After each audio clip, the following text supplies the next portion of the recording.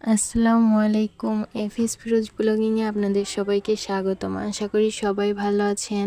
আজকে আপনাদেরকে দেখাবো রমজান মাসের সবচেয়ে সহজ এবং খুবই মজাদার একটি রেসিপি, বুট ভুনা। তো এরকমভাবে বুট ভুনা করলে আপনাদের বাইরে থেকে আর কিনে খাওয়ার কোনো দরকার হবে না। বাসায় আপনারা সহজে বানিয়ে খেতে পারবেন। তো এই রেসিপিটি শুরু করা যাক। আমি প্রথমে অফ ক্যামেরাতে বুটগুলো সিদ্ধ করে নিয়েছি। বুটের সাথে একটি আলুও সিদ্ধ করে নিয়েছি। দেখুন কি সুন্দর সিদ্ধ হয়ে গেছে এবং কতটা নরম হয়েছে। এখন এগুলো আমি রান্না করে নেব। তো আমি প্রথমে একটি ফ্রাই প্যানে তেল দিয়ে দিচ্ছি। এখানে আমি নিচ্ছি পেঁয়াজ কুচি, মরিচ কুচি, টমেটো কুচি ও ধনেপাতা কুচি। তেলটি গরম হয়ে গেলে দিয়ে দিব পেঁয়াজ কুচি, দিয়ে দিব মরিচ কুচি। পেঁয়াজ ও মরিচ একটু নেড়ে চেড়ে দিয়ে দেব কেটে রাখা টমেটোগুলো এখন পেঁয়াজ মরিচের সাথে নেড়ে চেড়ে যখন পেঁয়াজটা একটু নরম হয়ে আসবে তখন দিয়ে দিব 1 চামচ লবণ, যার যার স্বাদ অনুযায়ী। দিয়ে দিব আদা রসুন বাটা ও জিরা বাটা।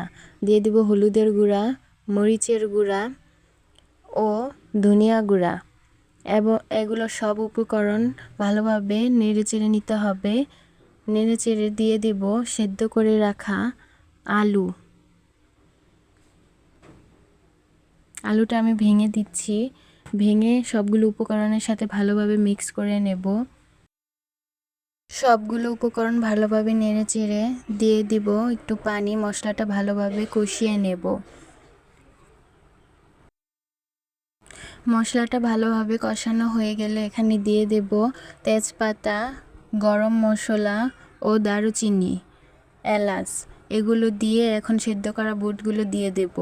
দিয়ে মশলার সাথে ভালোভাবে ভুনা করে নেব। তো এইভাবে নাড়তে চাড়তে যখন বুট থেকে তেলটা বের হয়ে আসবে তখন মনে করবেন বুট ভুনা হয়ে গেছে। তো শেষ পর্যায়ে আমি দিয়ে দেব ধনেপাতা কুচি। ধনেপাতা দিয়ে আবার ভালোভাবে বুটের সাথে মিশিয়ে নেব। আর দিয়ে দিব স্বাদে ম্যাজিক ম্যাগি মশলা 1 প্যাকেট। এটাতেও কিন্তু প্রচুর পরিমাণ লবণ থাকে, এই কারণে পরিমাণ অনুযায়ী লবণ দিতে হবে। পর্যায়ে যখন তেলটা ভেসে উঠবে তখন আমি চুলা থেকে নামিয়ে নেব।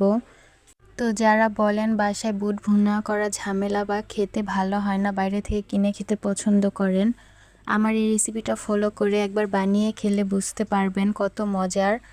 আর বাইরে থেকে কিনে খাওয়ার কোনো দরকার হবে না। আশা করি আমার রেসিপিটা সবার ভালো লেগেছে। ভালো লাগলে অবশ্যই লাইক, কমেন্ট এবং শেয়ার, সাবস্ক্রাইব করে আমাদের পাশে থাকবেন। আল্লাহ হাফেজ।